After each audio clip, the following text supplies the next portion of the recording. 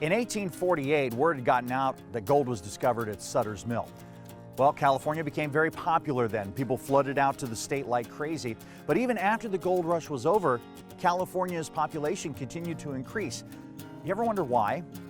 Well, perhaps it could be that people just wanted a better life for themselves, a peaceful, more prosperous life. And that was Bob Long's conclusion as well. I guess that must have been the feeling of Amanda Stone and a lot of others back then, as more people were moving west, spreading out through our valley. And this is where they settled, to build and to raise families, to till the soil and make things grow. But it was Amanda Stone who picked the name. Well, how did she come up with the name? Well, if you're building a home for yourself, you want it to be safe, you want it to be comfortable. A sweet little nest. A sweet little nest. The nest, El Nido, or El Nido as it exists today on the map of Merced County. With Fred Smith behind the camera, I'm Bob Long. With Josie Robles behind the camera, I'm AJ Fox. Nestled in the Sierra Nevada, inside Kings Canyon National Park is an area of about 100 acres of privately owned land. 200 cabins are in this spot. In the 1870s, it was actually a homestead, but the name didn't come about until the early 1900s, and it has a political connection. In 1916, Woodrow Wilson was running for a second term, and it was a tight race. Charles Hughes was the Republican running against him, and it was going to be so close that one state was going to decide the election. That state, California. At the time, the mountain communities were a big Democratic Party stronghold, and Wilson was going to need every one of those votes if he was going to win. Well, here's the funny part. A few days before Election Day, there was a massive snowstorm in the Sierra Nevada. Several feet of snow fell. It only stopped snowing less than 48 hours before Election Day. The day before was clear enough that some of the snow melted and the road started to clear, but would it be enough to allow Wilson voters to get to the polls? Election Day arrived, November 7th, 1916, and it looked like Hughes was going to win. Later that night, as the printers were going to press, Hughes was declared the victor. So the following morning, newspapers were saying Hughes was the next president of the United States. But over the next few days, as more and more votes came in from those mountain communities, the dwindling lead of Hughes got more dramatic. In fact, at the end of the day, Wilson won California by only 3,000 votes, and thus took the 13 electoral votes and the presidency for a second term. This community was named in honor of Wilson's victory in 1916. And so Wilsonia is on the map of Tulare County. With Josh Dean behind the camera, I'm AJ Fox.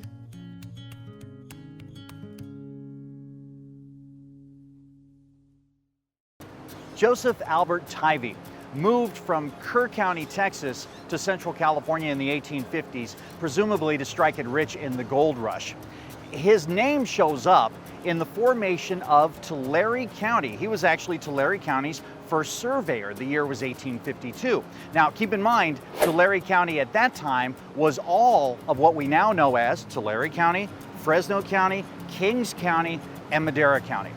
And he did take a survey that included areas like where we are today, but he wasn't impressed. He wrote in his journal that the land found in what was later to be known as Selma was third-rate and sandy and is noted for the droves of wild horses. There is only poor grass, no water nor trees. Antelope are plentiful. At about 25% of the area around the Kings River, he deemed swamp and overflowed lands. Part of that survey also included 3 foothill peaks. First, Watoki Mountain, which was renamed Mount Campbell. Second, Chinimney Mountain, also given a new name, Jesse Morrow Mountain.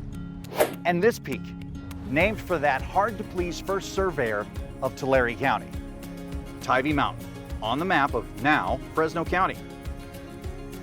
Oh, by the way, it's said that the ruins of a stone fireplace are all that remain of the home that he built here.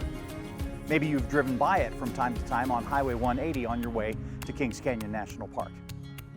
With Josh Dean behind the camera, I'm AJ Fox. Daniel J. Ellis was a builder, and in 1899 he was commissioned to build a winery and distillery, and at the time It was the largest distillery in the entire world. Construction began in 1900, and by 1904, the first crushed grapes went into production. It was commissioned by the Lachman and Jacoby Winery. They were based out of Petaluma in Sonoma County. And I can share with you that Bob Long actually talked about this winery and distillery and the name it shares with this community. It's a name that back in 1899 hung over the door of what once was the world's largest winery and distillery. And incidentally, that's where Christian Brothers brandy and some of their wines come from. Well, since Bob Long recorded that some time ago, management has changed. It's now O'Neill Vintner and Distillery. The Atchison, Topeka, and Santa Fe Railroad named their rail stop after the Lachman and Jacoby Distillery. They shortened it a little, but both names were represented and they came up with Lac-Jac on the map of Fresno County. There's a lot of equipment and memorabilia left over from the old Christian Brothers days, including copper pots, column stills, and this, a Madonna statue that new management considers to be a good luck charm. With Earl Bradley behind the camera, I'm Bob Long. With Joe Whittington behind the camera, I'm AJ Fox.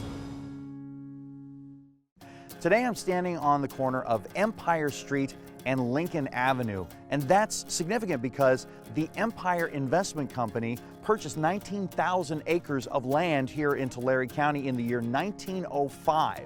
In 1907, the company started selling 20-acre parcels of land, and a town formed as a result. The town was named after the manager of that Empire Ranch. His name was William Stratton. Well, when the folks of Stratton applied for their first post office, they were denied, and the reason they were given was because there was already a town named Stratton. It was a gold mining town in the mountains in San Diego County. The people of Stratton were undaunted, and they reapplied, and this time they changed the name just a little bit, just enough. Instead of saying Stratton, they now call it Stratford on the map of Kings County. Oh, by the way, the town of Stratford is trying to open a new gas station. You see, right now, they don't have any. With Emily Lucas behind the camera, hold it, hold it, hold it, hold it, hold it. An update to the story. As of 2023, Stratford now has their very own gas station. No more driving to Lemoore for gas.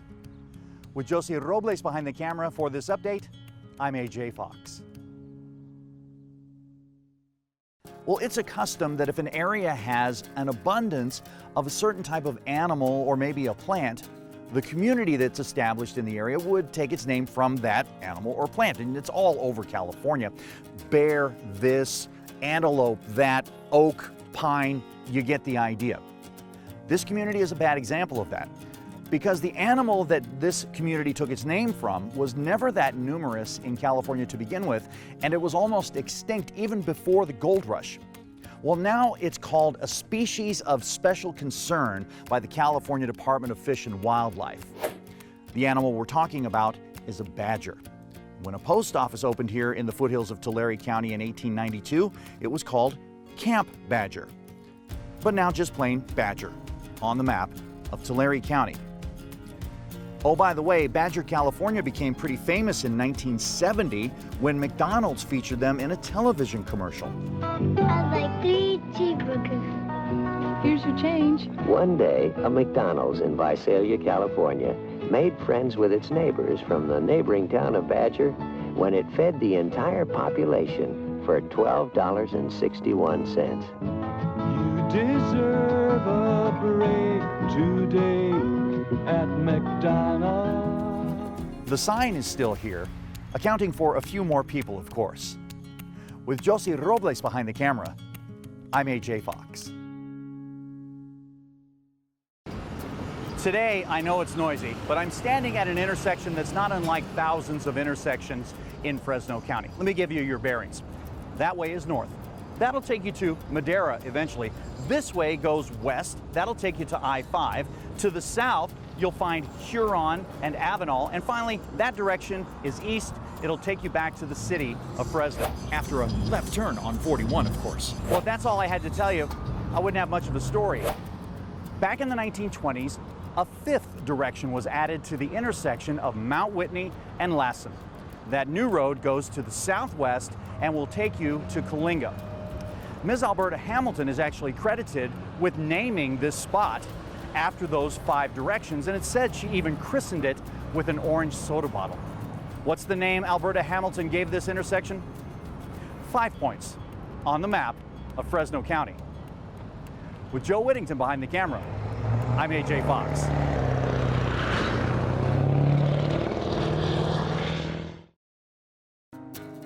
Well, in the Central Valley, as communities were being established, choosing a name was an important step. But sometimes all you needed to do was look around. Mother Nature would lead you to the right moniker. This is Bravo Lake. It wasn't named that originally, though. When Gilbert Stevenson came to the area to establish a town site in 1907, he purchased 13,000 acres.